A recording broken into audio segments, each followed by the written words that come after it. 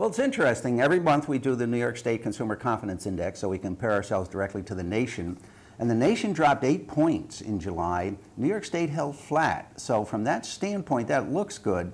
However, the nation is still 5 points ahead of us. So essentially what's happened, we dropped before the nation, and now the bad news is kind of catching up with the rest of the nation. It's interesting, if we look back to July of '07, and that's before the bubble burst, consumer confidence is now 18 index points below that number. So in this 3-year period, that's a big drop.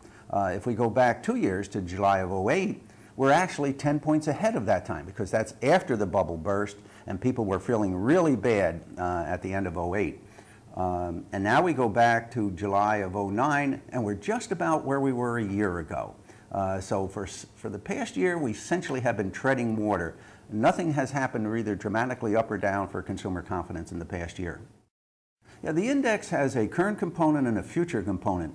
And when we compare those, we put those two together, and that makes the overall index, obviously. But when we compare those, we see some big differences. For instance, if we look at the nation, current confidence is 14 points higher than future confidence. If we look at New York State, we're up 5 points in current confidence.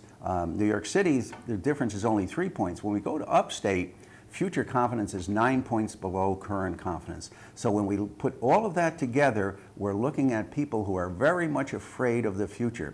They're not feeling real good right now, but they're feeling a lot worse about tomorrow.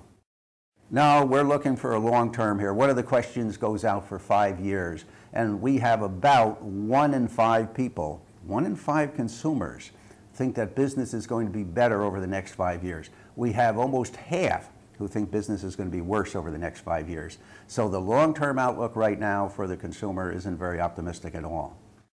Yeah, there was a dramatic figure, and that's home buying, and it is in fact a very negative figure. We've been doing this index since 1999, and we now have the lowest buying plan for homes that we've ever had. It's down to 2%. That is a very dismal figure and doesn't look good right now. We got to hope that will turn around. A little bit of change in gas, not much. We asked the question, are gas prices hurting your family budget, essentially? That went up a little bit. We now have about 5 out of every 10 New Yorkers feeling gas prices are hurting them. A little bit of good news in food prices. It dropped from 65% down to 61%, a 4 percentage point drop. So the drop in food prices is starting to work its way into the family budget. So a little bit of good news there.